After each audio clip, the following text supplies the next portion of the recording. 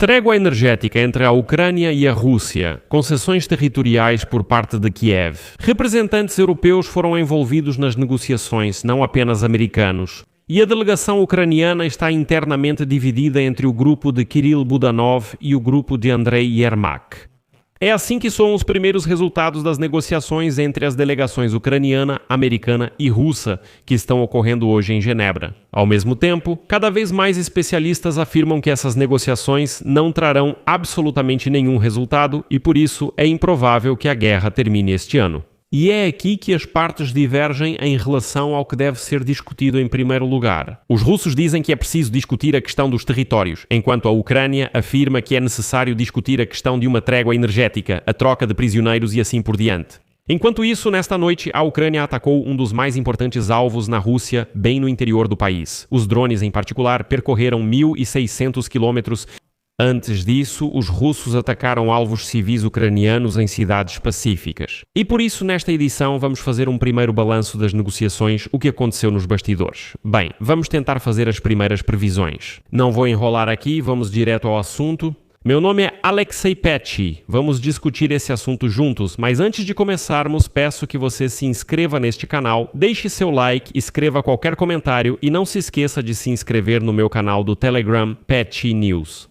O link está na descrição deste vídeo. Lá publicamos notícias em tempo real assim que chegam. Então, hoje, dia 17 de fevereiro, está acontecendo em Genebra uma nova rodada de negociações trilaterais entre Ucrânia, Rússia e Estados Unidos, embora já possamos chamá-las de quadrilaterais. Daqui a pouco vou explicar porquê. E hoje, o secretário do Conselho de Segurança Nacional e Defesa da Ucrânia e chefe da delegação ucraniana nas negociações, Rustem Umerov, declarou que as partes estão discutindo questões de segurança e questões humanitárias. A seguir, a citação dele.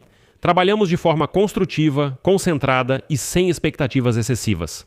Nossa tarefa é avançar ao máximo nas decisões que podem aproximar uma paz duradoura. Aqui devo destacar imediatamente que este é o primeiro encontro desse tipo em solo europeu, desde o início da guerra em grande escala da Rússia contra a Ucrânia. Antes disso, os russos não eram permitidos lá, e todas as negociações trilaterais anteriores ocorreram na Turquia, Arábia Saudita e Emirados Árabes Unidos. A delegação americana, além de Witkoff e Kushner, conselheiros de Donald Trump, também é representada pelo comandante supremo das Forças Armadas Conjuntas da OTAN na Europa, Alexus Grinkevich, e pelo secretário do Exército dos Estados Unidos, Dan Drigey. Aliás, isso indica que novamente estão sendo discutidas questões de segurança, cessar-fogo, trégua, monitoramento e retirada das forças. Também é importante notar que França, Alemanha, Itália e Grã-Bretanha enviaram seus representantes a Genebra para as negociações. Os conselheiros de segurança nacional desses países acompanham as negociações e, como esperado, se reunirão com as delegações da Ucrânia e dos Estados Unidos mais tarde. Mas a questão é que a Europa está tentando conquistar sua liberdade. E já começam a surgir informações privilegiadas de que representantes europeus, afinal, estavam presentes nessa mesa de negociações. Portanto, pode-se dizer que essas já não são exatamente negociações trilaterais. Finalmente, não são apenas os americanos que ocupam um lugar nessa mesa. Por quê? Porque, afinal, está sendo discutida a questão do fim da guerra na Ucrânia e o futuro da arquitetura de segurança da Europa, e resolver essa questão sem os europeus seria estranho. Quanto ao tema das negociações, o lado russo declarou que desta vez a pauta é mais ampla do que durante a rodada anterior em Abu Dhabi. Em particular, o Kremlin anunciou a discussão da questão territorial, enquanto a Ucrânia, por sua vez, planeja levantar o tema da trégua energética. Além disso, o lado ucraniano espera resultados em questões humanitárias, como a troca de prisioneiros. E sobre esse assunto, quero destacar que hoje Volodymyr Zelensky declarou que a Ucrânia alcançou um resultado importante na devolução de crianças que estavam sob controle da Rússia. A seguir vou citar Zelensky. Hoje temos um resultado importante. 2.000 crianças ucranianas que conseguimos trazer de volta para casa, tirando-as do controle dos russos. E, segundo ele, o retorno de cada criança só foi possível graças ao trabalho diário realizado, em particular, por organizações sociais e parceiros internacionais. E vamos voltar às negociações. Desta vez, a Rússia rebaixou o status da delegação, que foi liderada pelo assistente do ditador russo e seu ideólogo, Vladimir Medinsky, que já havia participado das negociações no ano passado em Istambul. Embora antes disso, em Abu Dhabi, a delegação da Federação Russa estivesse sob a liderança do chefe da principal diretoria de inteligência da Rússia, Igor Kostyukov. E, na verdade, esse rebaixamento do status da delegação é um tapa na cara dos americanos, porque os Estados Unidos novamente enviaram militares para as negociações. E a Rússia enviou um palhaço e pseudo-historiador chamado Medinsky, que não tem absolutamente nenhum poder, é apenas um fantoche que pode falar, dar palestras pseudo-históricas e assim por diante. Bem, é importante notar que, além de Medinsky, no grupo russo também está o vice-ministro do Instituto de Assuntos Exteriores da Rússia, Mikhail Galuzin, conhecido por apoiar a linha dura do Kremlin. Então, esse Galuzin, na véspera dessas negociações, começou a lançar teses sobre o controle externo da Ucrânia sob a égide da ONU.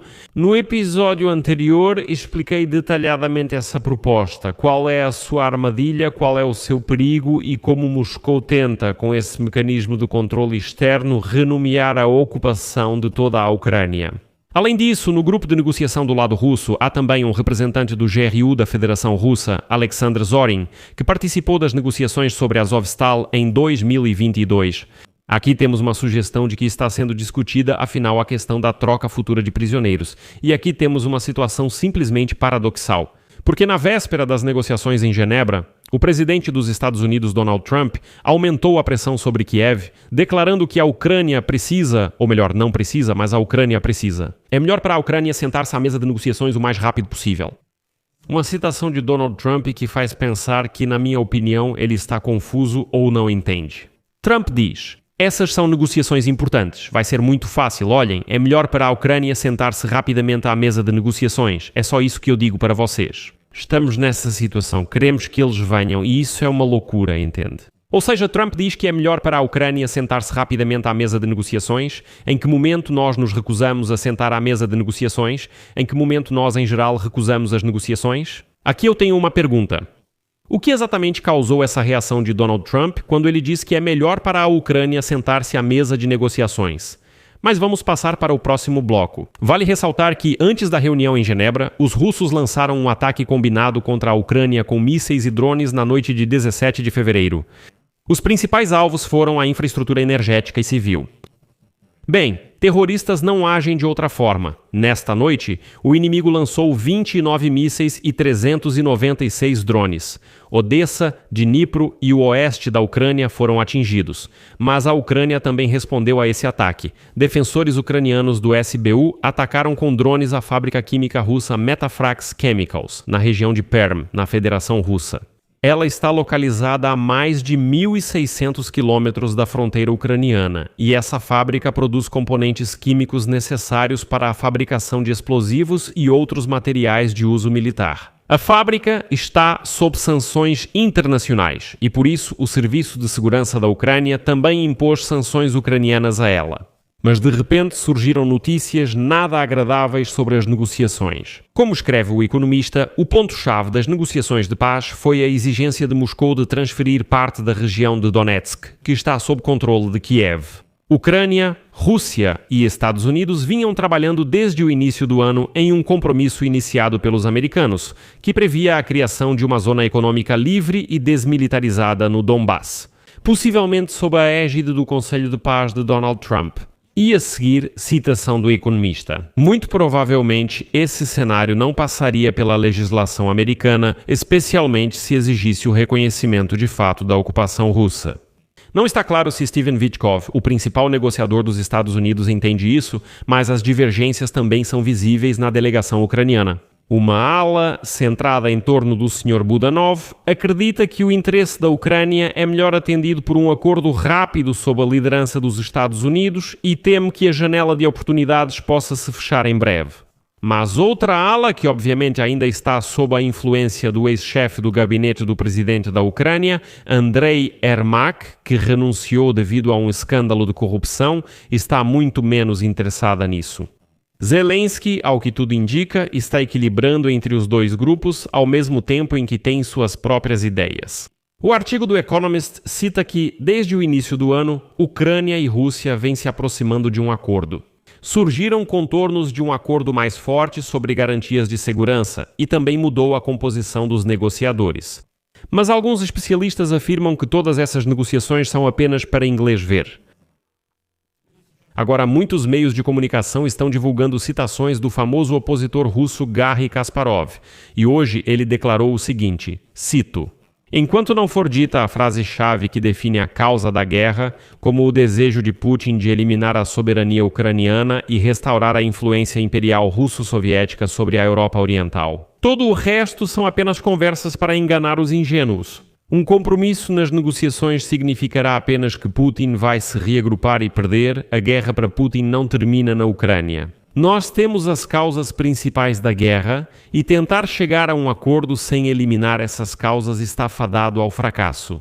Aqui eu vou colocar reticências. Sua opinião, suas conclusões, escreva nos comentários abaixo deste episódio, inscreva-se no canal, ative o sininho e não se esqueça de deixar o like. Se este episódio foi útil e interessante para você, você pode agradecer ao nosso canal do YouTube financeiramente com qualquer doação ou assinatura paga de patrocínio. Por exemplo, patrocínio no YouTube, plataforma Patreon, Buy Me Coffee, PayPal, carteiras de criptomoedas, todos esses dados estão na descrição deste vídeo. Ficarei grato por qualquer apoio de vocês. Por hoje é só. Cuidem-se e até mais.